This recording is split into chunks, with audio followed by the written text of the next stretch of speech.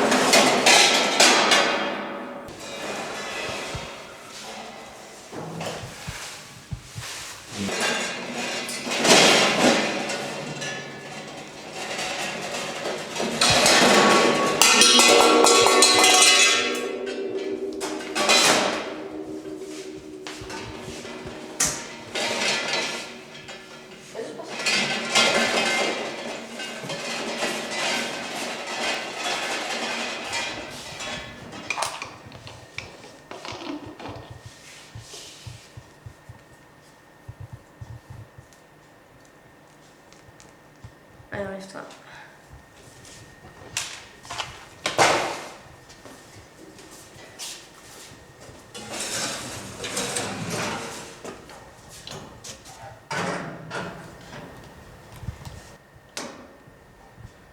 Et voilà.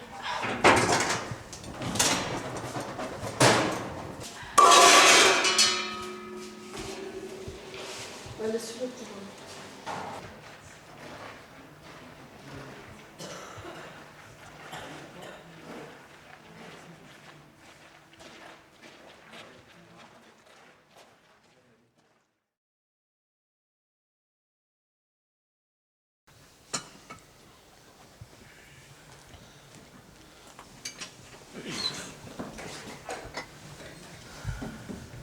Allez, debout pour la prière. On se lève. Oui.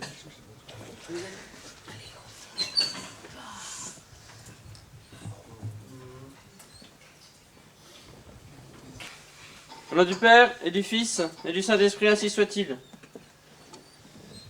Je vous salue Marie, pleine de grâce, le Seigneur est avec vous. Vous êtes bénie entre toutes les femmes, et Jésus, le fruit de vos entrailles, est béni. Au nom du Père, et du Fils, et du Saint-Esprit, ainsi soit-il. Donc il est 7h-5, à 7h05 à la chapelle pour ceux qui sont en haut. Je vous garantis que c'est le gars qui est en retard, je pointe.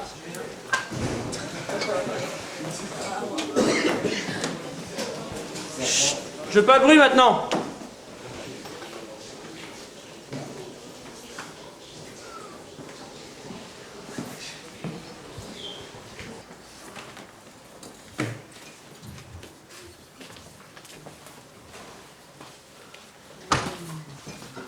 On attend que. En fait, non.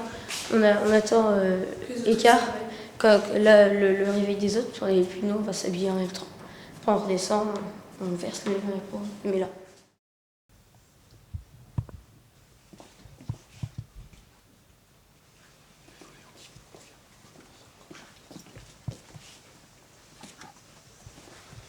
Allez, on se réveille.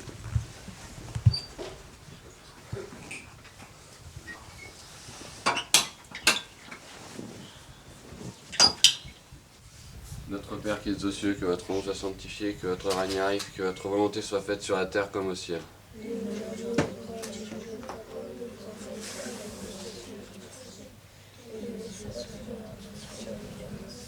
Je vous salue Marie, pleine de grâce, le Seigneur est avec vous. Vous êtes bénie entre toutes les femmes, et Jésus, le fruit de vos entrailles, est béni.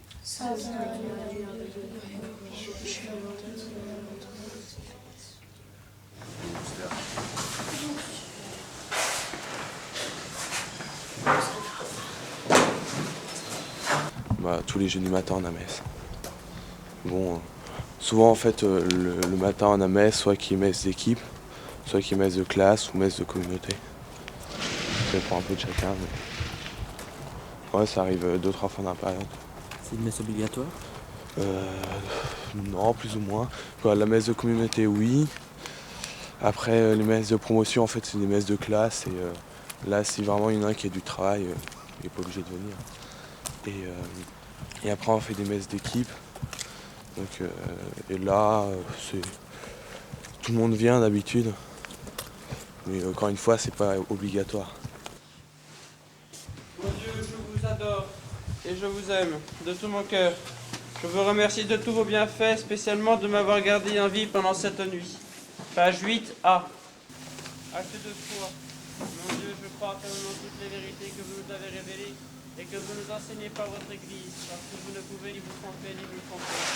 Acte d'espérance. Mon Dieu, j'espère avec une telle confiance que vous avez fait le mérite de Jésus-Christ.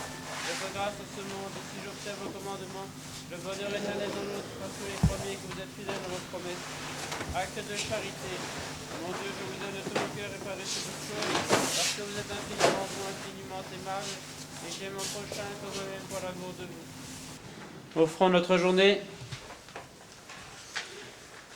Offrons toute notre journée, nos pensées, nos paroles, nos actions, que tout soit fait sous le regard de Dieu, pour nos familles, pour nos parents, pour nos amis, pour nous-mêmes. Divin cœur de Dieu, les prières, les œuvres, les offrandes de ces journées, en réparation de nos défenses et à toutes les intentions que nous Je désire aussi gagner en ce jour toutes les indulgences que je puis.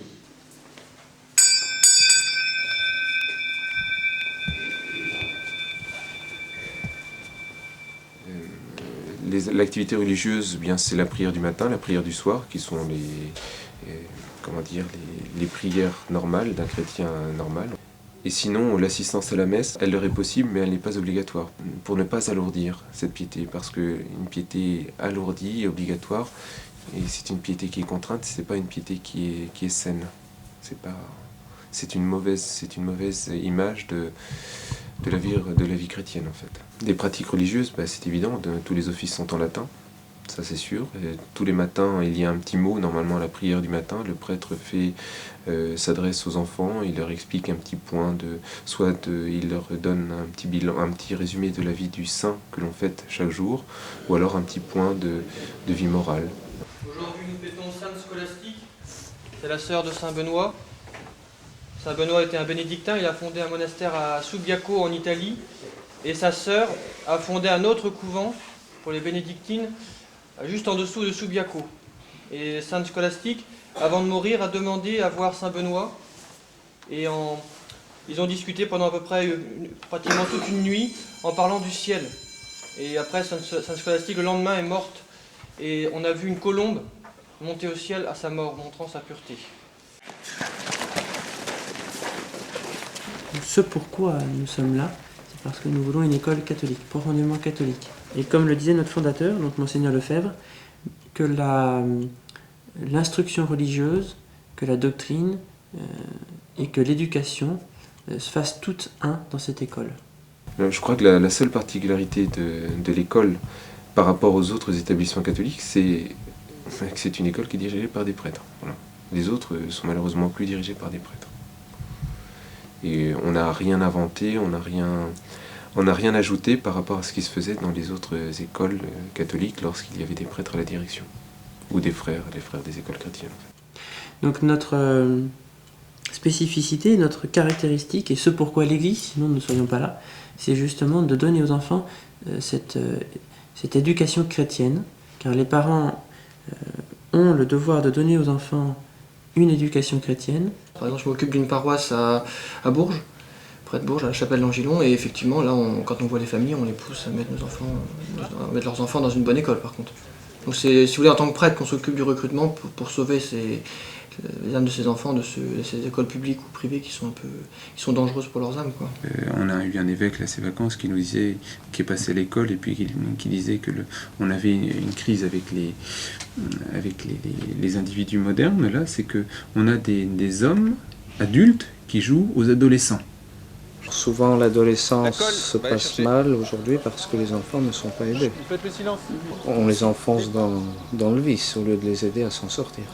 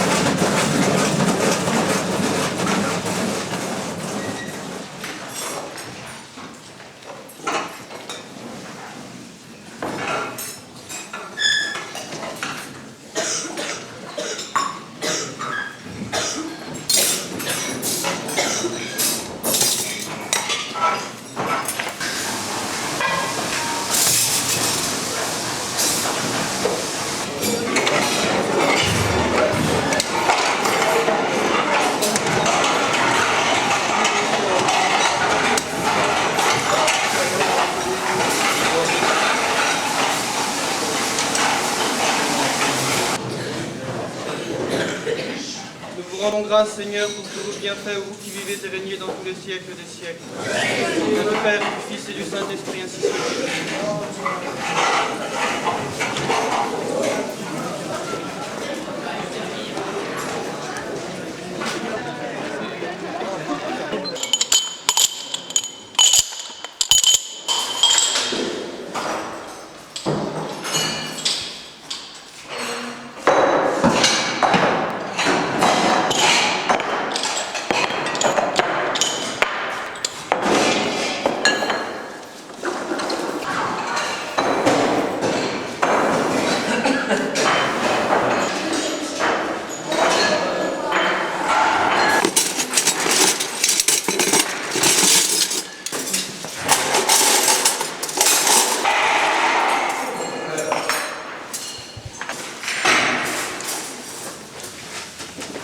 Père et du Fils et du Saint-Esprit, ainsi soit-il.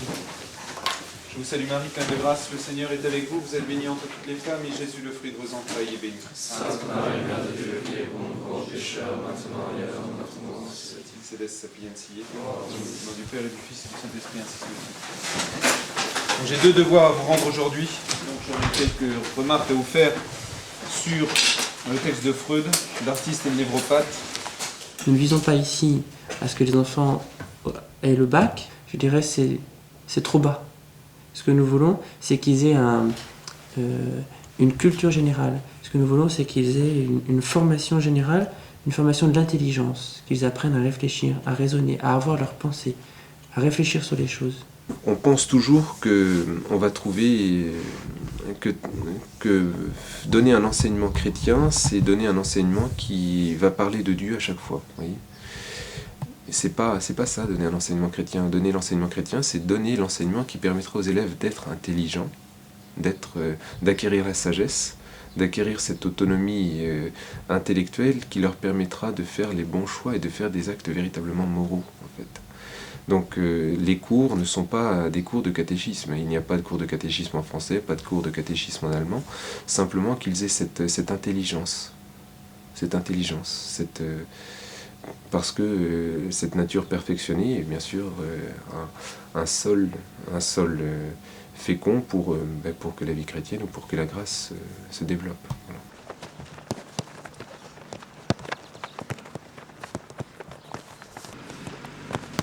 En France,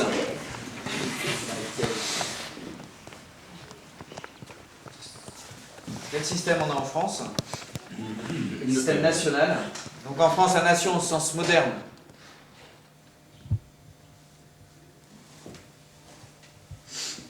C'est-à-dire en tant que forme particulière d'organisation politique. En France, la nation au sens moderne. C'est-à-dire en tant que forme particulière d'organisation politique. Est liée. C'est quoi la vache historique? 1789. Voilà. Donc, on appelle ça, un terme poétiquement correct, à l'avènement de la démocratie. Et quel est le but recherché? Eh bien, le but étant de transformer les individus de différents et inégaux qu'ils sont à des citoyens identiquement libres et égaux. Un vaste programme. La relation à l'État devient prioritaire et non plus, j'allais dire, complémentaire aux relations naturelles qu'un homme a de par sa nature, avec des structures beaucoup plus à sa dimension et son échelle, telle la famille. D'accord ? Telle la famille ou la religion. La religion, c'est la relation à l'État. Le leitmotiv, la finalité de l'individu en tant qu'appartenant à la nation, c'est la relation à l'État avant toute chose. Et la citoyenneté, c'est ça. Ici, il y a un double objectif. Vous avez l'objectif principal de former l'esprit des élèves, donc leur donner un discernement.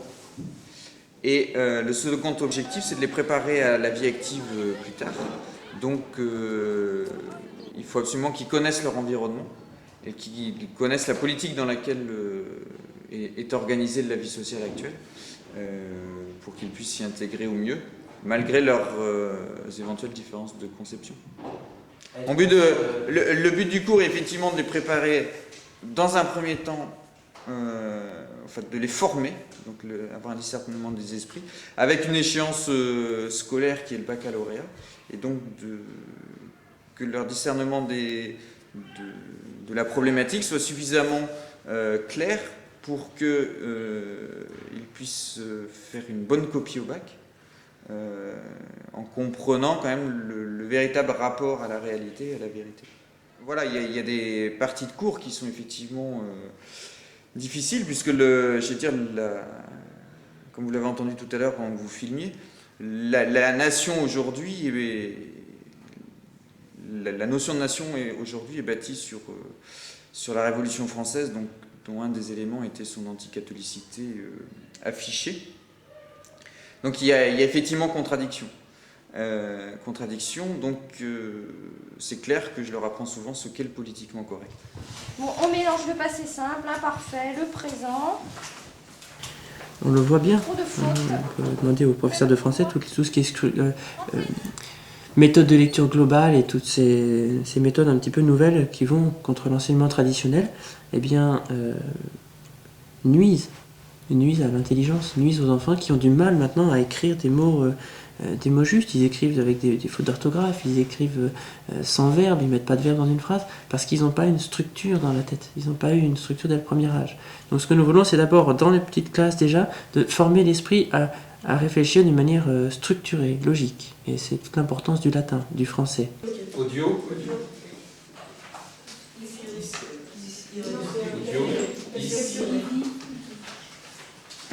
L'infinitif.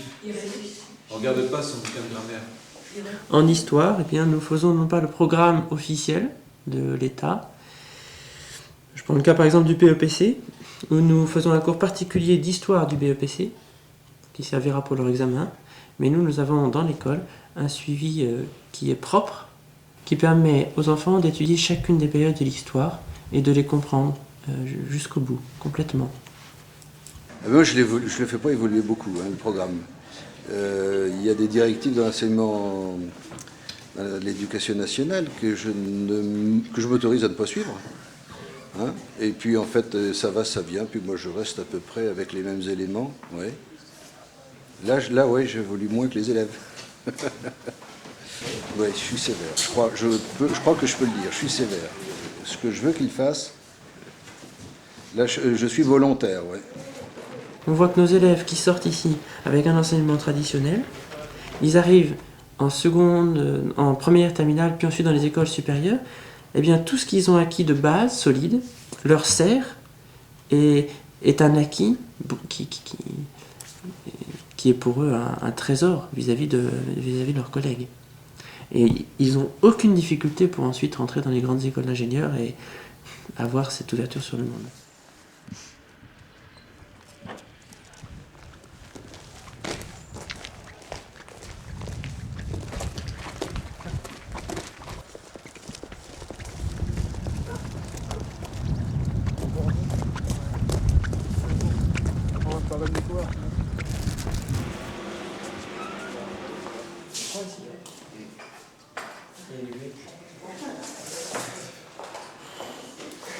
Ça nous gêne pas de le casser, on s'en fout, mais on assume les conséquences s'il y en a, quoi. Donc en quelque sorte on n'est pas rebelle parce que on fait nos conneries, mais on s'en fout des conséquences. Ouais, on joue le jeu, quoi. Et on gagne.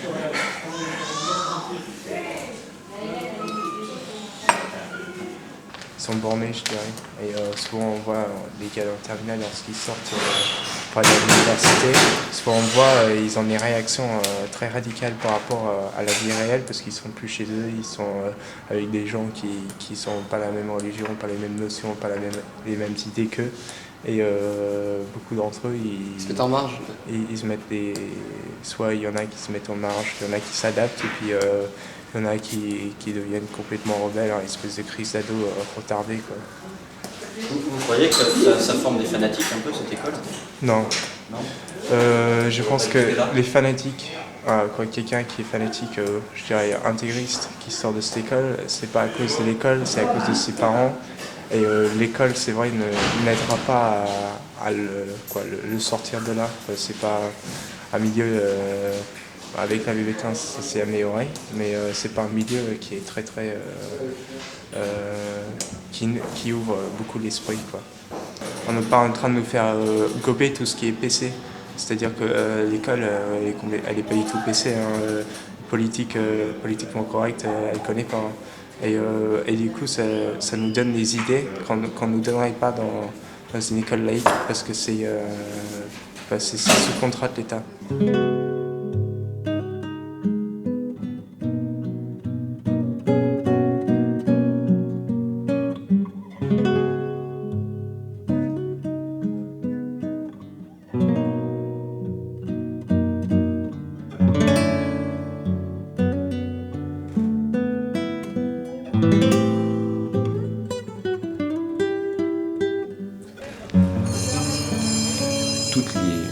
distinctions, toutes les diversités des individus se trouvent non pas gommées, mais enrichissent l'école.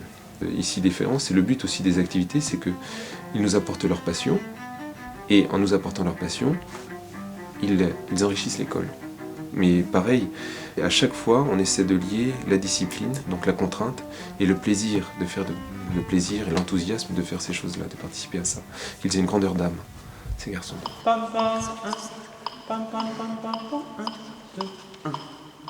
Un soir que les bergers rassemblés dans la lande s'éveillent leur troupeau à la hauteur. Ils virent tout à coup une clarté si grande que celle d'un beau jour qui lui, que celle d'un beau jour qui lui. Ne craignez point, berger, dit l'ange, Dieu m'envoie par ses autres exprès du haut des cieux. Cette magnificence qu'on voit autour des rois du temps, qu'on voit autour des rois du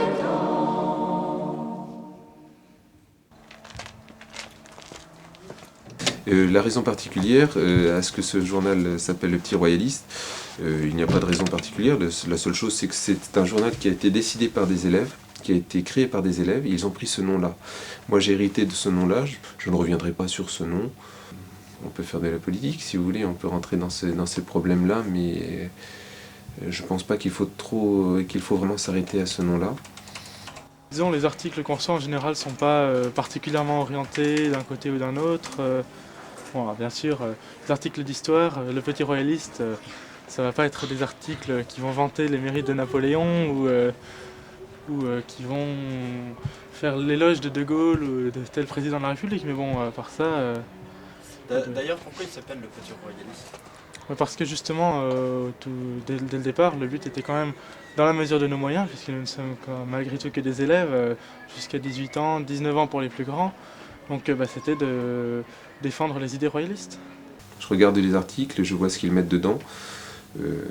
Malheureusement, là, actuellement, on n'a pas vraiment d'articles de fond, d'articles de curiosité, de travail. On a eu des élèves brillants qui faisaient des articles de littérature qui étaient vraiment très bien. Il y avait des petits royalistes consacrés à Bernanos, consacrés à des auteurs. Et malheureusement, là, on est plutôt dans les résumés historiques et très peu d'articles d'exposition et d'intelligence, en fait. Voilà.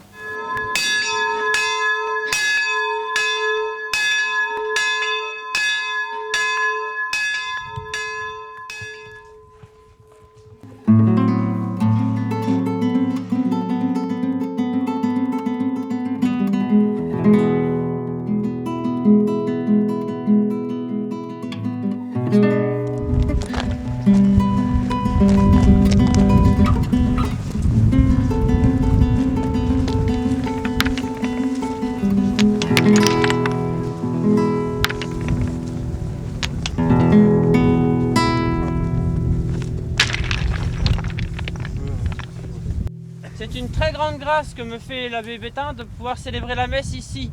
C'est un lieu de martyr, un grand lieu de martyr, un lieu de sainteté.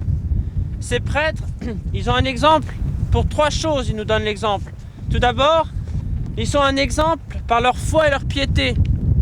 Ils se sont démarqués des autres prêtres. Lorsque la République a voulu qu'ils signent et qu'ils prêtent serment, eh bien certains prêtres ont signé et prêté serment à la République. Seuls ceux qui avaient une foi solide ont vu qu'il n'était pas permis de déplaire à Dieu en prêtant serment à celle qui ne voulait pas Dieu, à la République. Un des prêtres, son père courait après lui. Lorsqu'il a été déporté, son père courait après lui en lui disant « mais jure simplement !» Et lui de dire « non père, c'est le plus beau jour de ma vie, ce jour où je suis emmené prisonnier pour ma foi. » Ils avaient une force de témoignage. Nous devons avoir une force de témoignage aujourd'hui. Nous devons avoir une foi pour voir dans cette crise. Nous devons avoir une foi dans ce monde, mais nous devons avoir la force de témoigner dans ce monde. Celui qui dirigeait la colonne des déportés pour les emmener à Rochefort a proposé aux prêtres de passer dans la Vendée. Et il leur a dit, quand je passerai dans la Vendée, bien, certains d'entre vous pourront peut-être réussir à s'échapper. La seule chose que je risque, moi, c'est d'être déporté. Mais vous, vous serez sauvés. Eh bien, les prêtres ont refusé de s'échapper. Ils pouvaient, ils ont refusé de s'échapper. Ce galet que vous êtes allé poser sur la Grande Croix, eh bien, c'est votre participation à ce sacrifice. Par leur foi, ces prêtres, eh bien, ont certainement donné l'exemple, par leur sacrifice et leur persécution, par ces atroces souffrances qu'ils ont subies, ils nous ont mérité. Ils ont mérité pour la France, ils ont mérité pour l'Église. Eh bien, nous, sachons être forts dans notre foi, montrer l'exemple, sachons être forts pour nous unifier par nos sacrifices à ces prêtres déportés et demandons-leur ces grâces, ces 3 grâces-là pendant la messe. Au nom du Père et du Fils et du Saint-Esprit, ainsi soit-il.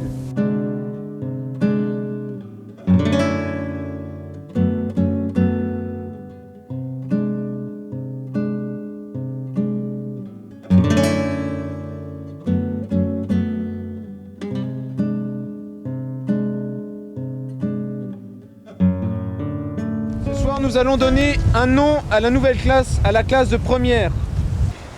Après le départ de l'école, de ces élèves, ils appartiendront toujours à ce nom, à cette classe, et à chaque fois qu'ils reviendront, ce sera leur identité. Pourquoi est-ce que l'on donne un nom de promotion qu'à partir de la classe de première? Parce que les élèves qui sont en première sortiront de l'école avec leur bac. Donc nous allons commencer cette petite cérémonie. 1987-1989. Promotion maréchal Lyoté. 1988-1990. Promotion maréchal Pétain. 1989-1991. Promotion cadet de l'Alcazar. 1998-2000. Promotion Gérard de Castellino. 1999-2001. Promotion Baudouin IV de Jérusalem. 2000-2002. Promotion Antoine de Saint-Exupéry. 2001-2003. Promotion Charles de Foucault. 2002-2004. Promotion Camelot du Roi. 2003-2005. Monsieur l'abbé, comment se nommera cette nouvelle promotion? Cette nouvelle promotion s'appellera la promotion Saint-Augustin. Quel en sera le chef? Le chef en sera Adrien Lotte. Cette raison qu'ainsi défendirent était la cause de la royauté. Et mis au banc par les démocrates, ils combattaient pour Dieu et pour le roi. Magistrats indignes et faussaires, il ne sera pas dit qu'un Français ne vous crachera pas au visage votre forfaiture et votre infamie. Remplissez nos cœurs d'un seul souci, à savoir celui de la sainteté, à rechercher en tout temps et en tout lieu. Donnez-nous à tous la grâce de travailler avec conviction et énergie à la restauration de notre France catholique, en entretenant, nous, cette flamme sacrée confiée au roi Clovis, transmise à sainte Jeanne d'Arc, et parvenue jusqu'à nous par ces hommes et femmes qui ont fait la chrétienté. Dans ce but, nous promettons d'observer avec ponctualité les règlements de notre école et de la Sainte Église. Enfin, Seigneur Jésus, en nous acceptant comme l'héritage chéri de votre amour, oubliez et pardonnez nos infidélités, nos tiédeurs et négligences. Vive le cœur de Jésus-Christ, notre roi et notre Père.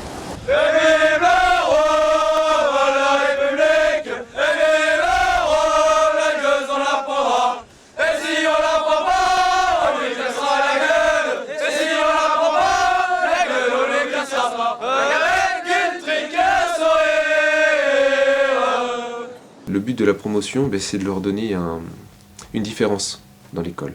Voilà.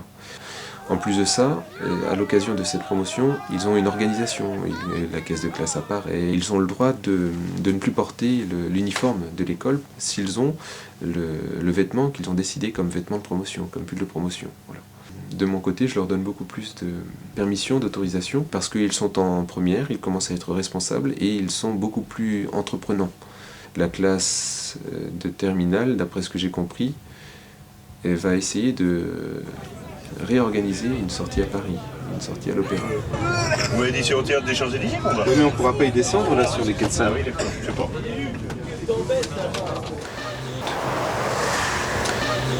On arrivera, je ne sais pas vers quelle heure, peut-être vers 1h30 à Paris. de 1h30 ou de 2h jusqu'à 3h, vous pourrez vous balader, vous baladerez. Hein. Merci Mel. À 3h30, il y a la conférence. Donc on se donnera tous rendez-vous à 15h15 devant le théâtre. Vous n'êtes pas en retard.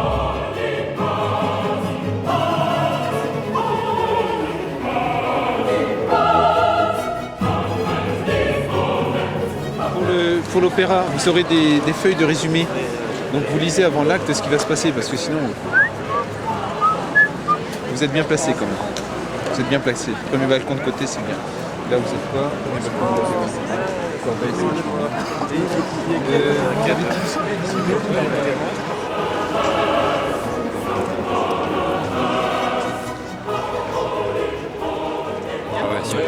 C'est carrément bien. Ouais. C'est la première fois pour pas mal d'entre nous et franchement, bah, on sort pas mal. Hein.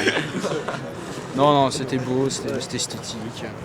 Nous errons comme des météores projetés dans le vide à la merci d'un choc. Le feu de notre orgueil se dissipe en fumée. Faites attention, on avait des artistes devant nous. Et il y a un univers entre eux et nous. Voilà. Il se fout de ma gueule en fait, juste. Merci l'abbé, merci l'abbé, merci. Merci l'abbé, merci l'abbé,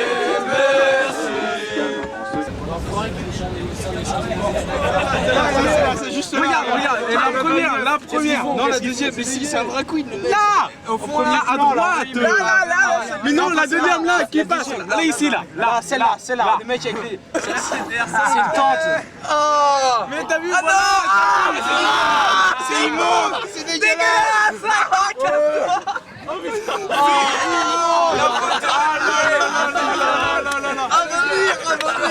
Ah, quel tarlouche.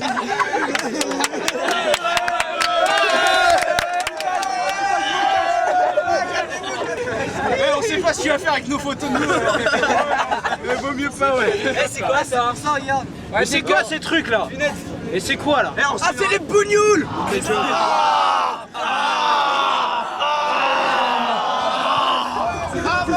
Et oh, on se calme les gars, on se calme. Merci l'abbé, merci l'abbé, merci. Merci l'abbé, merci l'abbé,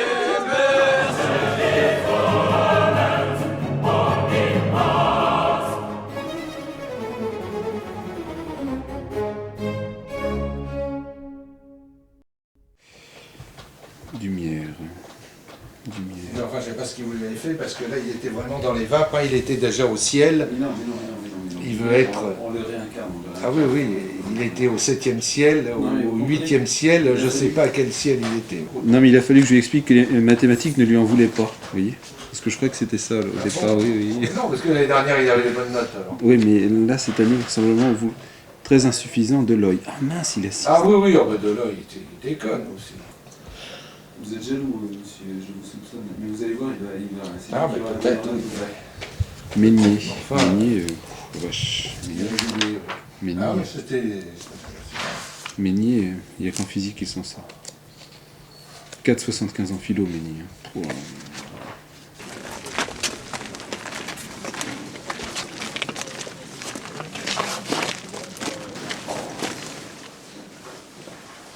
Au nom du Père et du Fils et du Saint-Esprit, ainsi soit-il. Je vous salue Marie, pleine de grâce, le Seigneur est avec vous, vous êtes bénie entre toutes les femmes, et Jésus, le fruit de vos entrailles, est béni. Sainte Marie, Mère de Dieu, priez pour nous pauvres pécheurs, maintenant et à l'heure de notre mort. Nos saints anges gardiens, veillez sur nous. Au nom du Père et du Fils et du Saint-Esprit, ainsi soit-il.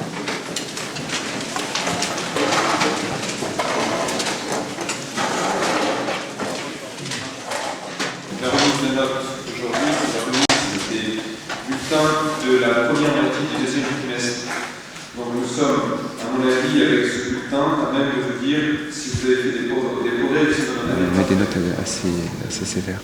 C'est parce qu'on n'a qu'une seule classe, c'est parce qu'on n'a pas de référence extérieure, et puis voilà. Mais pour les dossiers, pour les choses comme ça, on élève un petit peu les notes. Donc je vous recommande de réagir rapidement. Julie où? C'est malade. Jean-Loup, c'est catastrophique, il avait très bien travaillé, je lui ai même demandé qu'est-ce que c'est. Vous êtes très motivé, qu'est-ce qui se passe, pourquoi maintenant c'est fini, vous travaillez plus. Il redevient désordonné, il perd ses affaires. Et moi je marquais très bien, pour sûr ainsi. C'est plus remarqué du tout. Ah oui, mais il oublie. Il oublie son cahier de texte, il oublie d'écrire son cahier de texte, il oublie de regarder le cahier de texte. Et moi j'aimerais bien qu'on en a. Qu'est-ce que... Je sais pas trop ce qu'on pourrait faire pour lui. 12e, avec une moyenne de devoir de 10,34, en leçon 12,96.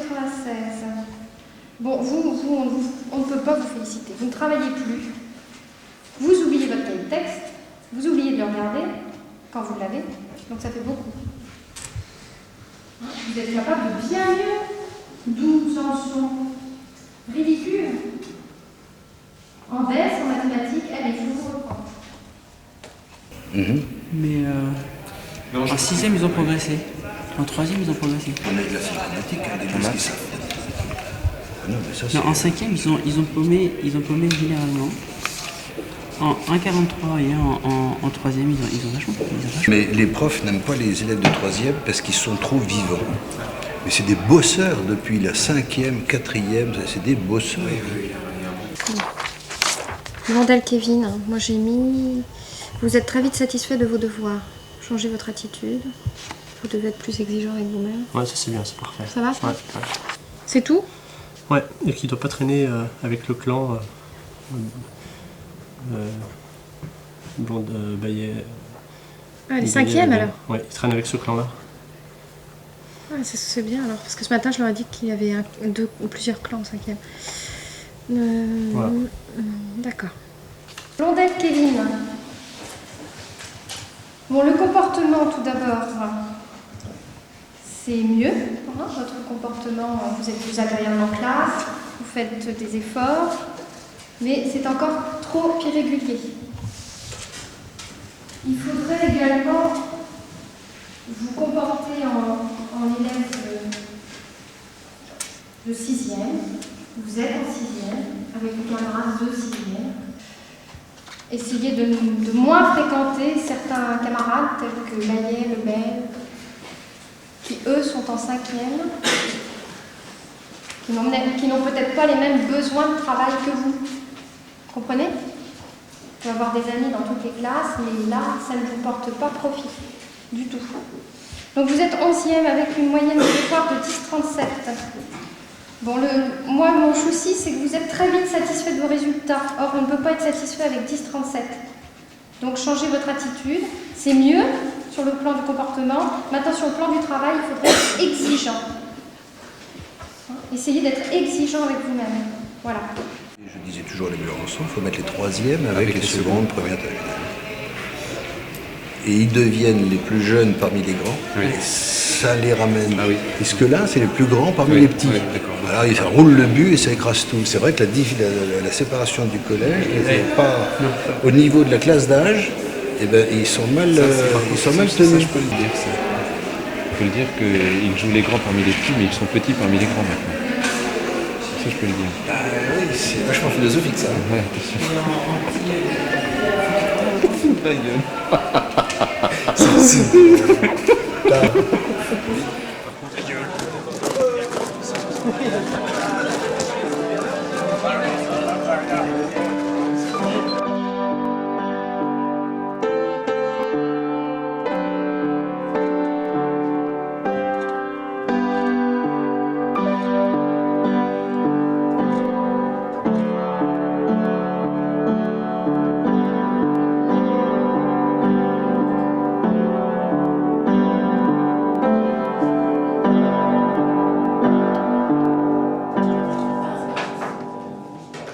Est-ce que vous avez des élèves en particulier, parce que sur 24 ans, il y en a eu quand même pas mal. Est-ce qu'il y a des élèves qui vous ont particulièrement marqué? Oui, je dois dire que j'en ai vu tellement, ça fait pas loin de 2000 élèves, je pense, qu'on a vu passer. Oui, il y a des garçons, mais j'ai pas de souvenirs particuliers, si vous voulez. Parce que c'était les plus turbulents? On a de tout, si vous voulez. On a vraiment vu de tout, hein, des enfants. Mais vous voyez, ce qui m'impressionne, voilà, ça c'est des choses qui m'impressionnent, c'est des enfants comme ça qui sont peut-être partis en claquant la porte, ils reviennent nous voir. Ça m'impressionne.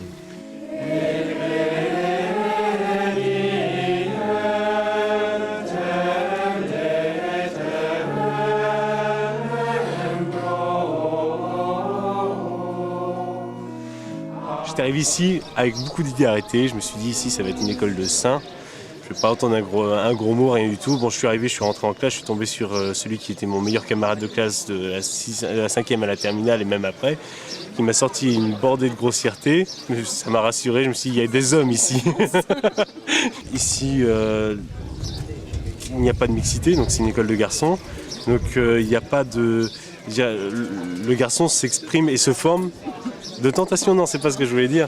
Mais le garçon s'exprime et se forme, je veux dire, sans justement le regard de la femme qui le gêne. Je veux dire, dans une école mixte, un garçon veut briller auprès de la fille. Je veux dire, c'est assez classique. Quand on voit le comportement des garçons à la sortie des lycées ou des collèges, il veut briller, regardez. Il veut briller, donc il n'est pas naturel.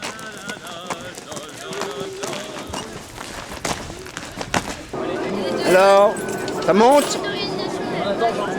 Monsieur Pat, montez! Il est important que ces jeunes aient un idéal, qu'ils puissent dans ce monde transmettre ce qu'ils ont reçu. Et pour qu'ils puissent transmettre ce qu'ils ont reçu, il faut qu'ils aient un idéal. Les garçons qui vont sortir vont avoir des familles, vont avoir des enfants.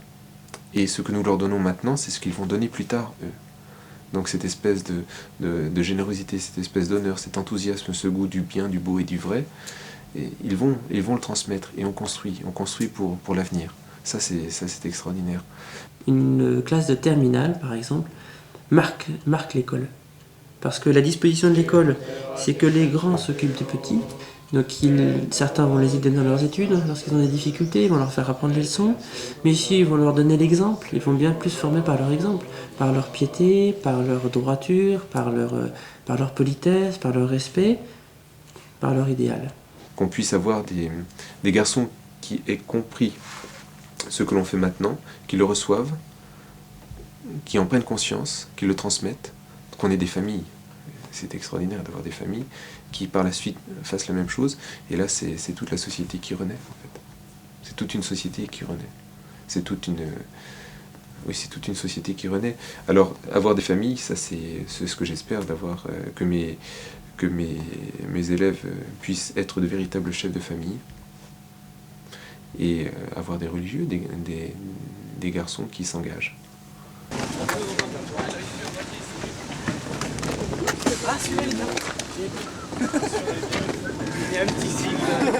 Et votre vie se donne complètement à ce but? Oui. Elle commence à 5h30, elle se termine entre 11h30 et 1h du matin. Et ça, c'est ma vie. Voilà. C'est tout. Et donc le supérieur général m'ayant envoyé d'abord dans un petit prieuré, et maintenant dans une école, eh bien, il m'a demandé par cette mutation de me donner aux enfants et je me donne tout entier. Et on a ce plaisir à se donner. Les élèves sont nos vies. Voilà. Et vous voyez, on est obligé de nous adapter à chaque élève. Voie 1, le train numéro 3644 à destination de Paris-Austerlitz va partir. Qui sud Deus, c'est ça la devise de Saint-Michel. Donc je pense que cette devise, il faut qu'on l'applique, il faut qu'on essaie de donner, de l'utiliser comme note de l'école. Et pour développer cette devise, il y a une phrase que je rappelle assez souvent, que je développe toujours à partir de la classe de première ou de terminale. C'est la phrase de Saint Augustin qui dit que c'est l'amour de Dieu en fait qui détermine tout. Et Saint Augustin dit c'est par amour que l'on cherche, c'est par amour que l'on trouve et c'est par amour que l'on connaît. Et il termine par cette phrase que l'on connaît tous, aime et fais ce que veut. Alors aime et fais ce que veut. Et j'aimerais que les garçons sortant de l'école soient animés de cet amour de Dieu et animés de cet amour soient libres et fassent ce que véritablement ils veuillent.